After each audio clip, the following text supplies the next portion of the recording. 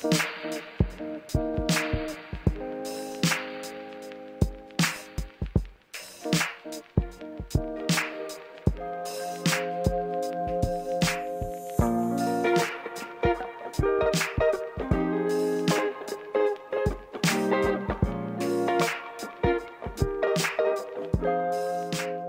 wij gingen vroeger altijd op reis in Frankrijk.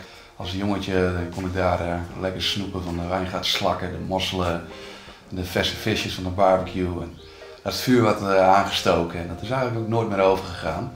Mijn moeder die had vroeger een biologisch dynamisch fruitverwerkingsbedrijf.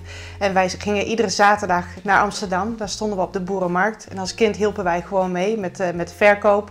In die tijd heeft mijn moeder een aantal bijzondere culinair erfgoed gekregen. En als kind ben ik daar gewoon mee in opgegroeid. En is mijn liefde ook meegegroeid voor de culinaire geschiedenis.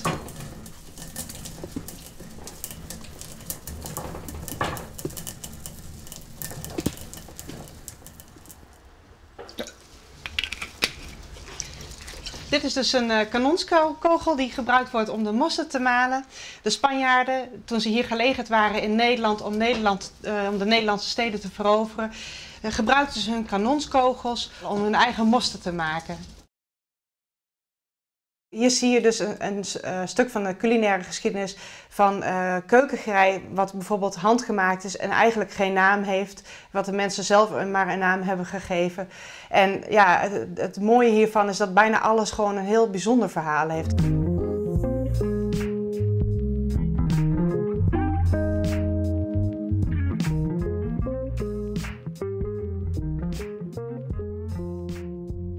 Ik heb hier een stok.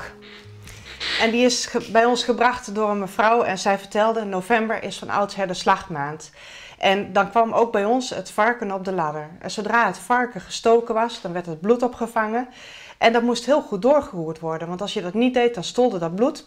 En ze zei, ik moest van mijn vader altijd met de armen door dat bloed heen roeren. Ze zei, ik vond het zo verschrikkelijk vies dat mijn vader de top van de dennenboom heeft afgehaald, de bast eraf. En dan kon ik deze stok gebruiken om door het bloed heen te roeren. Hoefde ik het niet langer met mijn handen te doen. Hier zien we een paar oude boerenrijke plankjes. Een oud conserveblikje, die hebben ze voorzien van allemaal gaatjes. Die hebben ze ertussen gezet en hier raspen ze aardappels mee. En het is eigenlijk wel een hele mooie manier om te laten zien hoe inventief ze waren. Dit is al meer dan 100 jaar oud en ze hadden gewoon geen geld. En op deze manier maakten ze gewoon hun eigen keukengerei. En als je dan zo'n bijzondere leefde hebt voor dit oude ark, is het dan net heel spietig dat je hem in deze tijd leeft? Nee, want geschiedenis wordt elke dag opnieuw geschreven. En in de loop der jaren komen straks weer andere keukenmaterialen naar voren of andere gebruiken. En dat is juist het mooie. Je groeit gewoon met de tijd mee en je blijft gewoon altijd verzamelen. En alles heeft zijn charme. Ook de moderne keuken heeft zijn charme, maar ook de culinaire geschiedenis heeft voor ons een hele grote charme.